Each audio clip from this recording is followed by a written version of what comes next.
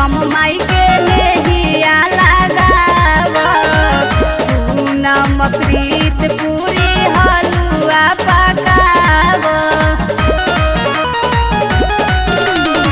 सुधीर संगम माई के नेहिया लगाव पूनम प्रीत पूरी हलुआ बनाव निमन बासन जो मैया लगाई है भोग खूबे हंसी के दिया ना जोरे बड़ी श्रद्धा से करे स्वागत मैया आवो तारी हमरा घरे बड़ी श्रद्धा से करे स्वागत मैया आवो तारी हमरा घरे।